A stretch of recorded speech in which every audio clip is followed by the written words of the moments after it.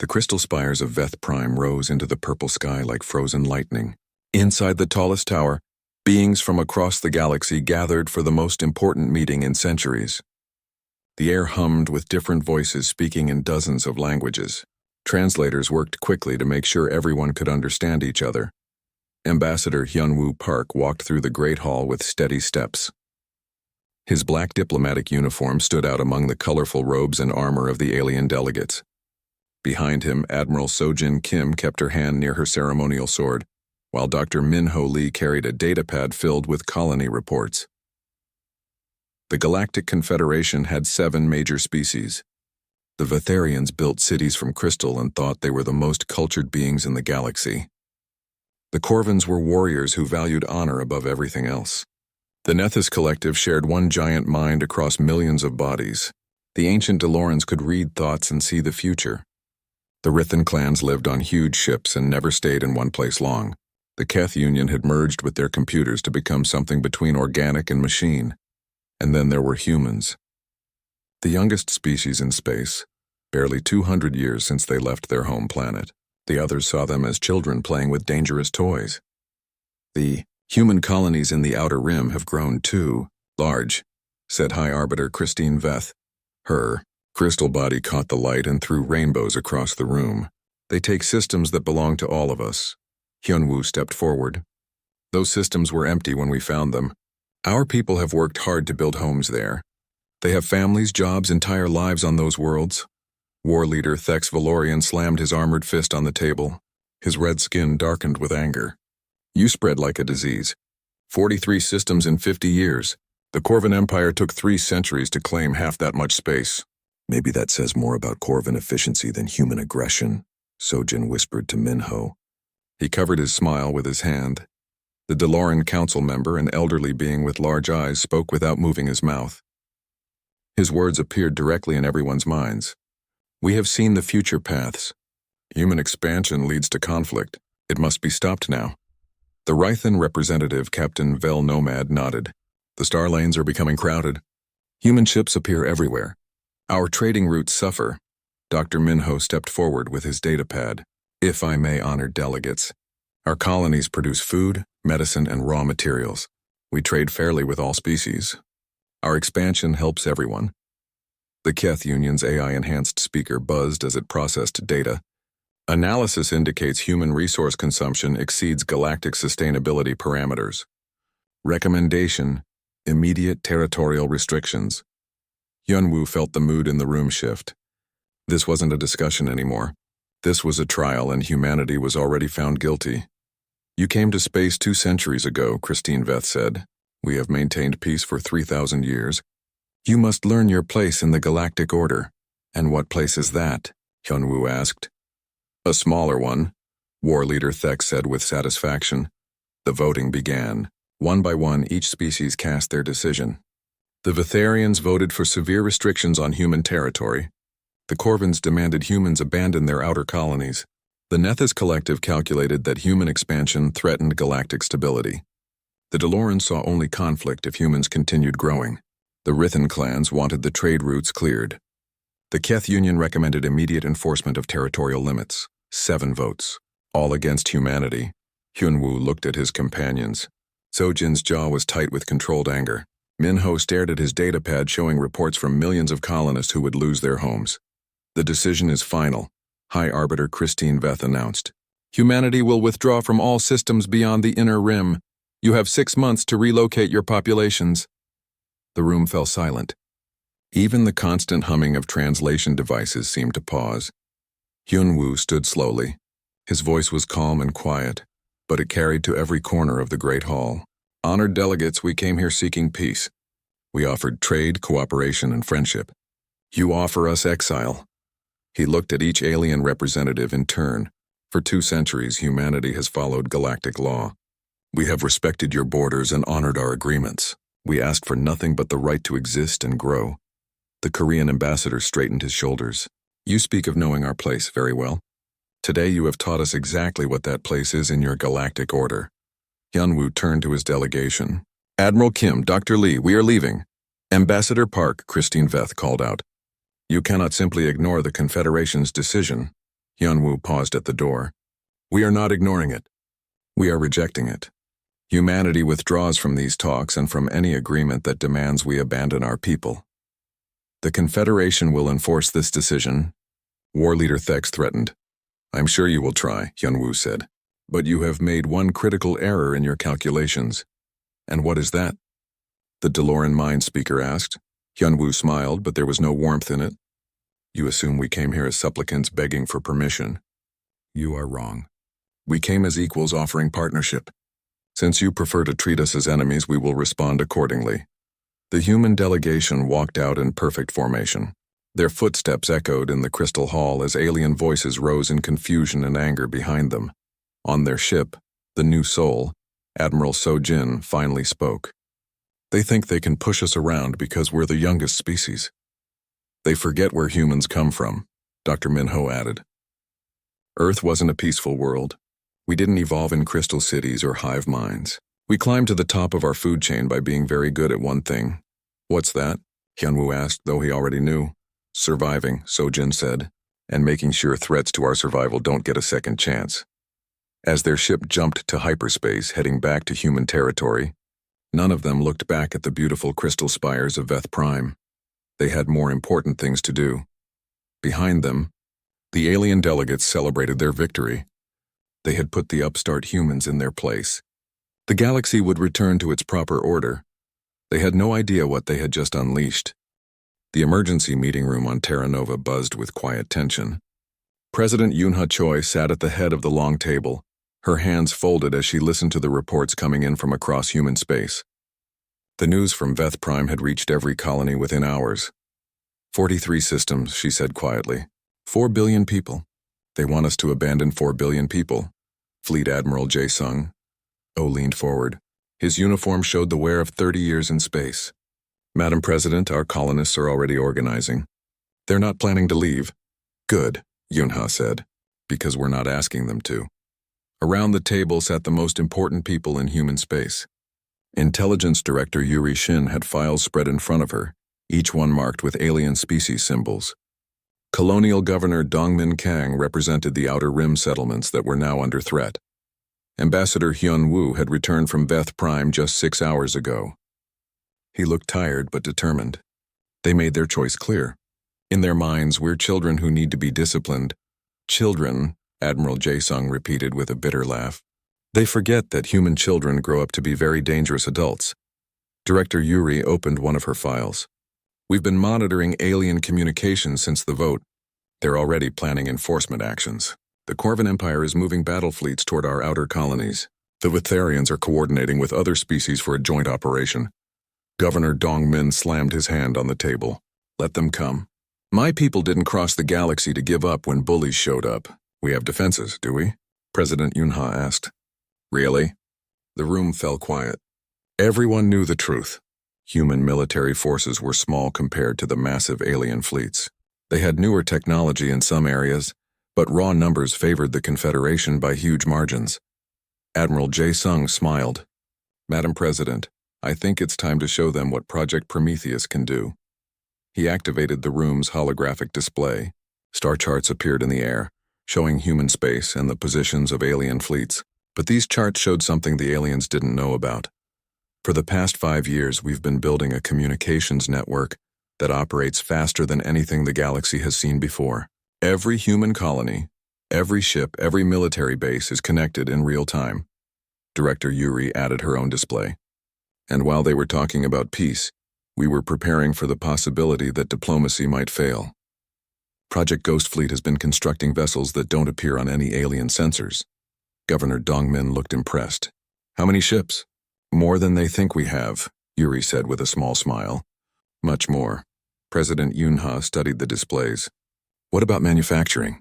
If this turns into a long conflict, we'll need supplies and replacements. Dr. Su-Young-han from the Colonial Research Division activated another hologram. Quantum Forge technology. We can convert asteroid material into finished military equipment in days instead of months. Every outer colony now has at least 3 hidden production facilities. Hidden how? Admiral Jae-sung asked. Inside asteroids, mostly. The aliens scan for energy signatures and metal concentrations. Our facilities look like natural rock formations until we turn them on. President Yunha leaned back in her chair. So we can communicate instantly across the galaxy, build ships they can't detect, and produce military equipment faster than they can destroy it. That's correct. Madam President. She was quiet for a long moment. When she spoke again, her voice carried the weight of decision. Gentlemen, lady, they want to treat us like children who don't know our place in their galaxy. I think it's time to teach them about human nature. Governor Dongmin nodded. What do you need from the colonies? Time and trust. We're going to show the galaxy why forcing humans into a corner was their biggest mistake. Director Yuri opened another file. Operation Thunderclap is ready to begin. Phase 1 involves demonstrating our defensive capabilities. Phase 2 shows them our intelligence networks. Phase 3, she paused. Phase 3, President Yunha prompted. Phase 3 proves that humans didn't become the dominant species on Earth by being peaceful. Admiral Jae-sung brought up tactical displays. The Corvin fleet heading for the Kepler Reach will arrive in 72 hours. They expect to find frightened colonists packing their belongings. What will they actually find? The president asked. Orbital defense platforms that weren't there last week, minefields that seem to know where enemy ships will appear, and Admiral Byung-ho Lim with the 3rd Colonial Defense Fleet. How many ships does Lim have? On paper, 30 vessels, and in reality? Admiral Jae-sung's smile was cold. Enough. President Yunha looked at each person around the table. Are we all clear on what this means? Once we begin, there's no going back. The galaxy will never see humanity the same way again. Good, Governor Dongmin said firmly. I'm tired of being seen as the junior partner in galactic civilization. Director Yuri nodded. Our intelligence assets are in position across alien space. They have no idea how deeply we've penetrated their systems. Dr. Su-young added. Production facilities are online and ready. We can sustain operations indefinitely. Admiral Jae-sung straightened in his chair. The fleet is ready, Madam President. Our people are ready. Ambassador Hyunwoo had been quiet through most of the meeting. Now he spoke. When I was walking out of that crystal hall, the DeLorean mind reader said something interesting. He said they had seen future paths where human expansion leads to conflict. And, President Yunha asked, I think they were looking at the wrong futures. They saw paths where we expand and they try to stop us. They didn't see the path where we expand and they can't stop us. President Yunha stood. Operation Thunderclap is authorized. Admiral, begin Phase 1 immediately. Director Shin, activate all intelligence assets. Dr. Han, bring all production facilities online. She walked to the window overlooking New Seoul, the capital city of Terra Nova. Millions of people went about their daily lives, unaware that their government had just decided to reshape galactic civilization. Madam President, Governor Dongmin asked, what should I tell the colonies? She turned back to the room. Tell them that humanity has never been good at backing down. Tell them that their ancestors didn't cross oceans and continents just to give up when things got difficult. And tell them, she paused, looking at the star charts still floating in the room. Tell them that today we stop asking permission and start taking our place in this galaxy. Admiral Byung-ho Lim stood on the bridge of the Indomitable, watching the Corvin battle fleet drop out of hyperspace. 12 heavy cruisers and twice as many smaller vessels appeared in perfect formation, their red hulls gleaming under the light of Kepler's twin suns. Signal from the Corvin flagship reported. Communications Officer Hyejin Nam. They're demanding our surrender and immediate evacuation of the system. Byung-ho smiled. Open a channel. The main screen showed War Leader Thex Valorian, his scarred face twisted with confidence. Behind him, Corvin officers prepared weapons and shields. Human Admiral, Thex said, his voice carrying across space. I am here to enforce the Confederation's will. You have 6 hours to begin evacuation procedures. War Leader Thex, Byung-ho replied calmly. This is human space. You are not welcome here. Thex laughed, a harsh sound. You have 30 ships, human. I have 45. Your choice is simple. Leave with honor or be destroyed with dishonor. Actually, Byung-ho said, you're wrong about our numbers. All around the Corvin fleet, space began to shimmer. One by one, human ships appeared where moments before there had been empty vacuum. Not 30 vessels, but over 100. Sleek destroyers, heavily armed cruisers, and something the Corvins had never seen before. Orbital defense platforms that had been hidden inside asteroids. Thex's confident expression cracked. Impossible. Our sensors detected nothing. Your sensors are looking for the wrong things, Byung-ho said. You scan for energy signatures and metal concentrations. Our stealth technology makes us look like space dust until we choose to be seen. The Corvan admiral's face darkened with anger. Tricks and deception, typical human cowardice. Not cowardice, war leader, evolution. Byung-ho's voice hardened. You have one chance to withdraw peacefully. The Corvan Empire does not retreat. Thex cut the communication and immediately ordered his fleet to attack. Corvan fighters poured from the larger ships like angry insects, their pilots screaming battle cries as they charged the human formation. What happened next would be talked about in military academies for centuries. The human point defense systems came online with deadly precision. Streams of energy and projectile fire reached out to touch the incoming fighters. Each burst found its target with impossible accuracy. In less than 30 seconds, over 200 Corvan fighters became expanding clouds of debris and atmosphere. Not one had gotten close enough to fire a shot. War leader Thex stared at his tactical displays in shock. How? Our fighters are the best in the galaxy! His weapons officer, a young Corvan named Grix, spoke in a shaking voice. Sir, they're not using random fire patterns. Each shot is calculated to hit exactly where our fighters will be, not where they are. Predictive targeting, Thex whispered. It was a technology the Corvans had tried to develop for decades without success. On the Indomitable, Byung-ho watched the enemy formation begin to break apart. All ships begin attack pattern Sigma. Show them why humans learned to hunt in packs. The human fleet moved like a single organism. Ships that had been scattered across the system suddenly appeared around individual Corvan vessels. They attacked from multiple angles at once. Their weapons coordinated to overwhelm shields and armor at specific weak points. Corvan ships that had ruled space battles for centuries found themselves outmatched by vessels half their size. Human weapons seemed to adapt in real time, becoming more effective with each shot. Human shields regenerated faster than Corvan guns could break them down. War leader Thex's flagship shook as human torpedoes punched through its armor. All ships fall back to secondary positions. But there were no safe positions.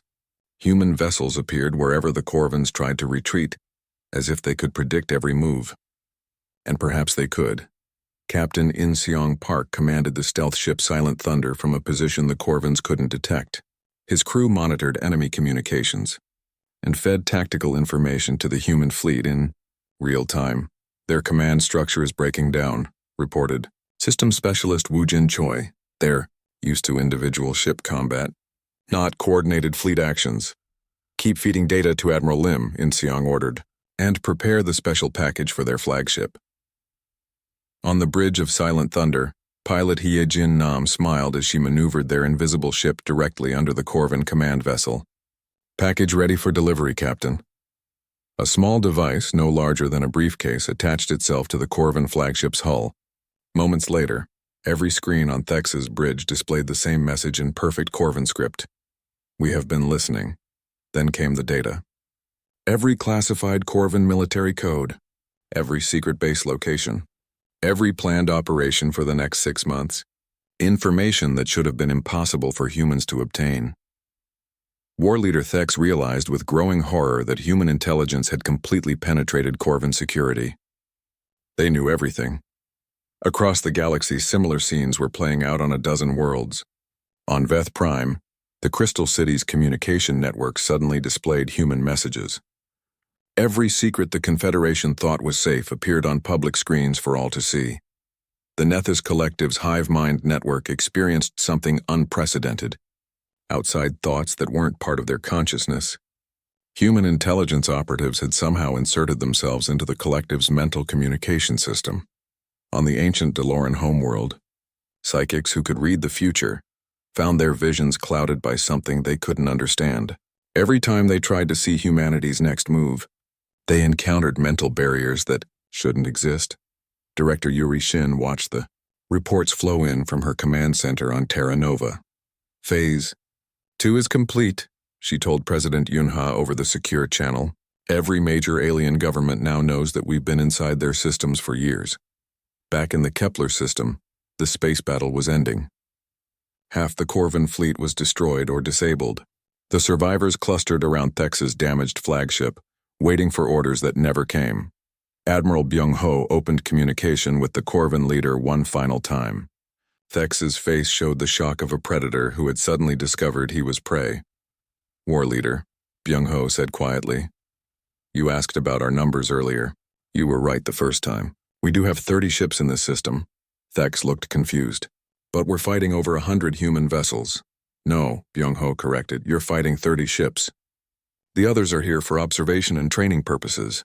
We wanted our younger officers to see how Corvin's superior tactics work in practice.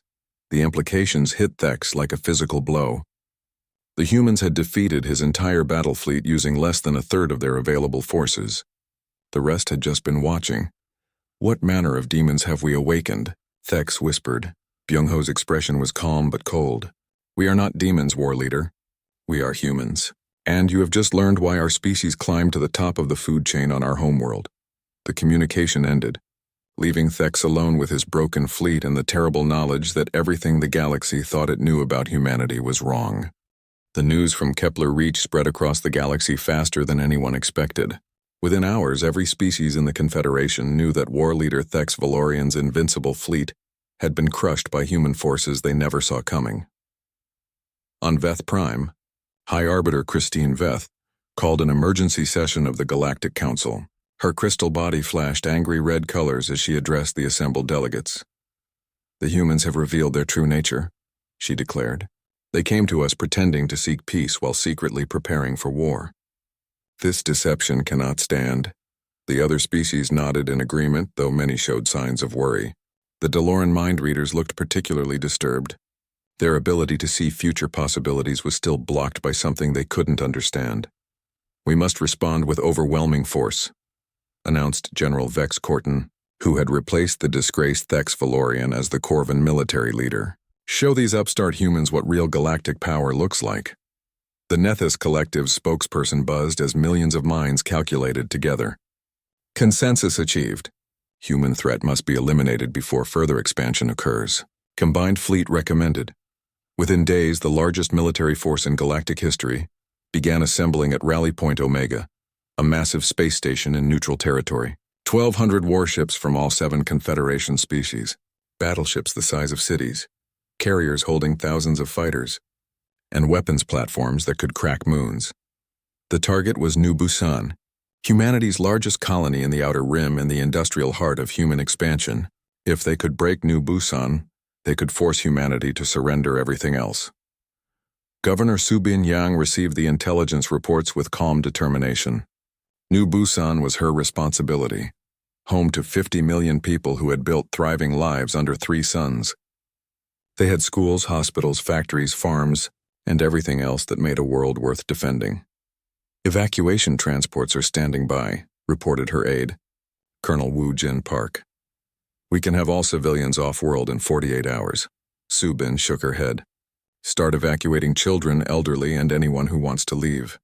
Everyone else stays to help defend our home. Governor, the fleet coming here has 1,200 ships. Our entire system defense force has maybe 50. Subin smiled. Colonel, you're making the same mistake the aliens keep making. You're counting the ships you can see. She activated the system-wide communication network.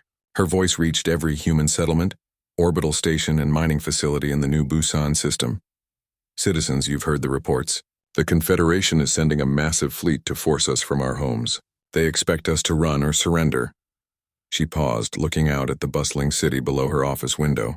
Our ancestors didn't cross the Pacific Ocean to give up when storms came. They didn't build cities in the wilderness to abandon them when wolves appeared. We are their children and we do not run. Across the system, millions of people went to work, not to pack their belongings, but to prepare for the fight of their lives. When the Confederation fleet arrived 3 days later, they expected to find a desperate colony begging for mercy. Instead, they discovered something that shouldn't have been possible. Admiral Tae Ho Yoon waited for them in orbit around New Busan Prime, his flagship Indomitable Will surrounded by what appeared to be the same 50 ships the aliens had counted. But as the enemy fleet moved closer, space began to change. Asteroids that had looked empty and lifeless suddenly bristled with weapons. Mining stations revealed themselves to be heavily armed fortresses. And from what had seemed like empty space, human ships appeared by the hundreds. The Confederation fleet found itself facing not 50 vessels, but over 800. More ships than human space was supposed to possess. More firepower than any single species had ever assembled.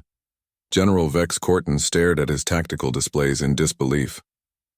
Where did they all come from? His intelligence officer, a young Corvan named Drex, checked his readings 3 times before answering. Sir, according to our scans, most of these ships were constructed within the last 72 hours. Impossible. It takes months to build a warship. Not anymore, came a voice from the main screen. Admiral Tejo appeared, looking calm despite being outnumbered. We've learned to think differently about manufacturing. Behind him, through the bridge windows, Corton could see massive structures that hadn't been there in previous intelligence reports. Factory ships and construction platforms were still producing vessels even as the battle was about to begin. General Corton, Tejo continued, you have one opportunity to withdraw your forces peacefully. Corton's face twisted with rage. 1,200 ships against 800. The numbers still favor us. Do they? Tejo asked quietly. That's when the Confederation fleet discovered humanity's newest tactical development. The human ships didn't just fight as individual vessels. They operated as a single, massive organism with shared shields, coordinated weapons, and response times faster than alien communications allowed. The battle began when a nervous Vatharian captain fired the first shot. Within seconds, the space around New Busan became a storm of energy beams, missiles, and defensive fire. But something was wrong with the aliens' weapons. Their targeting systems couldn't lock onto human ships properly. Their missiles detonated prematurely or missed entirely. Their energy weapons seemed to lose power when they hit human shields. What's happening to our guns? Corton demanded. His weapons officer looked terrified. Sir, the humans appear to be adapting to our weapons in real time. Every shot we fire becomes less effective. It's like they're learning how to defend against each weapon as we use it. Meanwhile, human weapons became deadlier with each exchange. Their targeting grew more precise, their shield penetration improved, and their tactical coordination reached levels that seemed impossible. Captain Ji-hoon Seo commanded the destroyer Swift Vengeance as part of Admiral Tejo's battle group. His ship danced between alien fire with impossible grace, its weapons striking targets with surgical precision. Sir, reported his tactical officer, Lieutenant Yeo Jin-ha, the enemy is trying to break through our outer perimeter with a concentrated assault. Let them come, Ji-hoon replied. Activate the minefield. Space around the attacking alien ship suddenly filled with explosions. But these weren't random mines. They were smart weapons that had predicted exactly where the enemy would be and positioned themselves accordingly.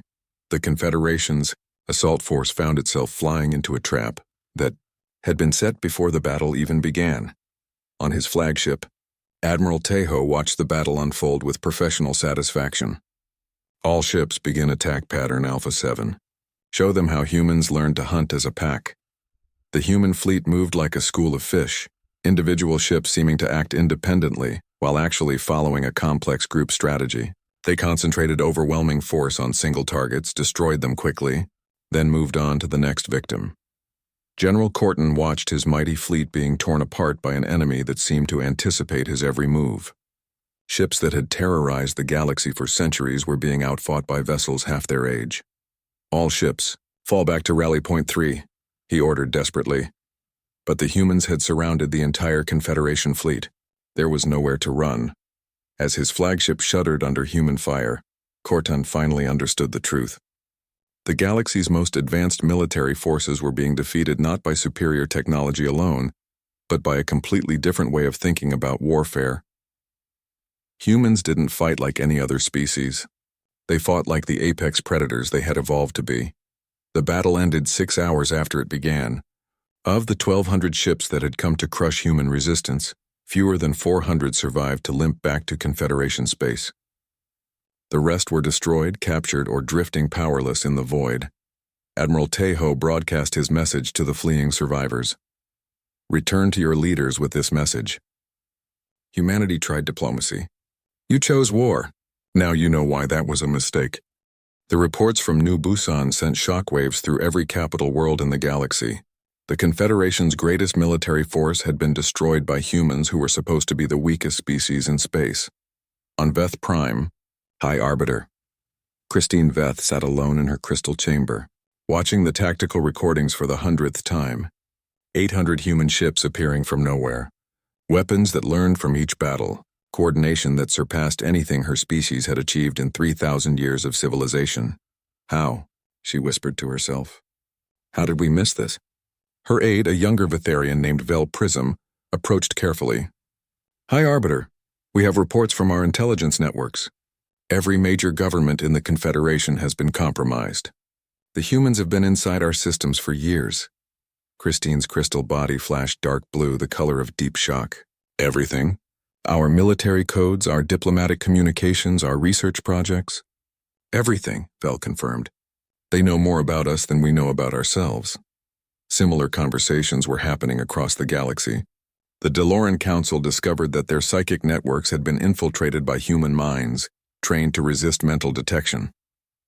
The Keth Union found their AI systems infected with code that had been gathering intelligence while remaining completely invisible.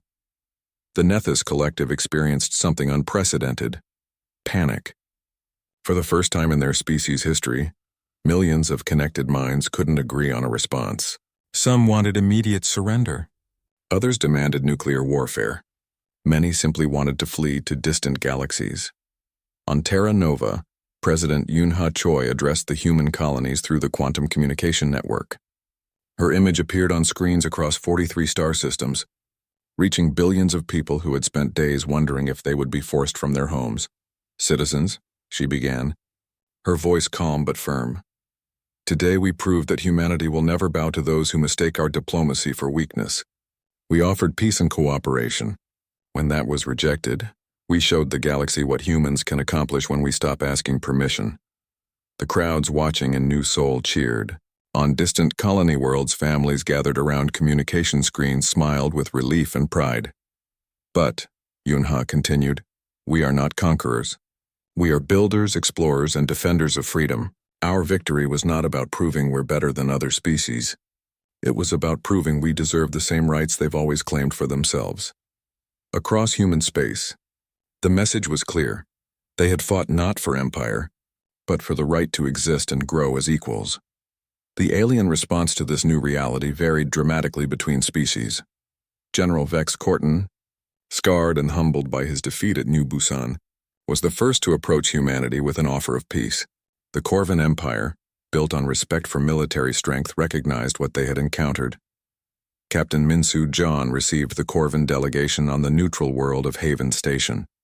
Cortan himself came, bearing the ceremonial weapons that symbolized his rank. Admiral Jian, Cortan said, using the human military title with respect, the Corvan Empire acknowledges its error. We underestimated human warriors. This will not happen again. Minsu nodded. What does the Empire propose? A mutual defense pact. Our fleets will not interfere with human expansion. In return, we ask that human military advisors help modernize our tactical doctrines. It was a complete reversal. The species that had demanded human submission now sought human partnership. The Vetharians and Deloran Council tried a different approach. They attempted to form a new alliance against humanity, reaching out to species beyond the Confederation for support. Their plans collapsed within days. Human intelligence networks intercepted every communication. Every secret meeting was monitored. Every conspiracy was exposed before it could begin. Director Yuri Shin sent a simple message to both governments. We know what you're planning before you finish planning it. Perhaps it's time to try cooperation instead of conspiracy. The Rithan clans, practical nomads who valued survival above pride, were among the first to seek formal treaties with humanity. Captain Vel Nomad personally delivered their proposal to Ambassador Hyun-Woo Park. The clans have decided, Vel announced. Humans are the dominant force in this galaxy now. We wish to be your allies, not your enemies. What do the clans offer? Hyun-Woo asked. Our knowledge of the deep space routes, access to resources in the galactic rim, and information about species beyond the Confederation who might threaten all of us. It was a generous offer from beings who had never submitted to anyone. The Keth Union, perhaps the most logical of all the alien species, approached humanity with a detailed proposal for technological exchange. They had analyzed the New Busan battle and identified several human innovations that could benefit both species. Dr. Haewon Song, met with their representatives in the research facilities of Mars. The Keith offered their expertise in AI development in exchange for human advances in manufacturing, and stealth technology, logic, suggests cooperation produces better outcomes than conflict, the Keth spokesperson stated through its translation. Device agreed, Dr. Song replied. But cooperation requires trust. How do we know you won't use our technology against us later? Because, the Keth replied, our analysis indicates that opposing humanity is statistically likely to result in our extinction. Cooperation offers much better survival probabilities. The most surprising development came from the Nethys Collective. The hive mind species, still recovering from the shock of human mental infiltration, made an unprecedented request. They wanted to learn how humans maintained individual consciousness while still coordinating as groups. For a species that had always thought as one mind, the human ability to balance individual and collective action was fascinating. Dr. Min-Ho Lee found himself in the strange position of teaching aliens about human psychology and social organization. The Nethys representatives, speaking through their chosen individual, listened with intense interest. Your species maintains billions of separate minds, yet you can coordinate actions across entire star systems, the Nethys speaker observed. How is this possible without mental connection? We call it culture, Min-Ho explained. Shared values, common goals, and the ability to trust each other to do the right thing even when no one is watching. The concept was so alien to the Nethys that they requested permission to study human society directly. For the first time in their history, individual Nethys beings began living among other species to learn how separate minds could work together. 1 year after the peace talks had collapsed, a new summit was arranged. But this time, it would be held on Terra Nova in humanity's capital. The symbolism wasn't lost on anyone. The galaxy's most powerful species were now coming to human space to negotiate on human terms. Ambassador Hyun-woo, now promoted to Secretary of Galactic Affairs, prepared for meetings that would reshape galactic civilization. The same man who had walked out of the crystal halls of Veth Prime now sat in a position where alien ambassadors requested appointments. President Yun-ha stood before the assembled delegates from across the galaxy. Beings who had once dismissed humanity as children now listened carefully to every word she spoke. 1 year ago, she began, you told humanity to know our place. Today you're here to learn what that place truly is. She gestured to the star charts displayed around the room. Humanity's place is not as your subjects or your superiors. Our place is as your equals, your partners, and when necessary, your protectors. The new Terra Accords that emerged from these talks established a new galactic order. Humanity would serve as the primary mediating power between species, using their advanced communication networks to prevent conflicts before they started. Human colonies would be recognized as sovereign territory, but humanity also committed to sharing their technological advances with species that honored the new treaties. Most importantly, the Accords established individual rights that transcended species loyalty, democratic principles that challenged ancient hierarchies, and innovation-driven progress that would replace stagnant tradition. As the ceremonies concluded, General Corton approached President Yun-ha privately. President Choi, he said quietly, I must ask, when your people walked out of the first peace talks, did you already plan all of this? Yun-ha smiled. General, when you forced humanity to choose between submission and war, you made a critical error. You assumed we would choose one or the other. And instead we chose a third option. We chose to change the rules entirely.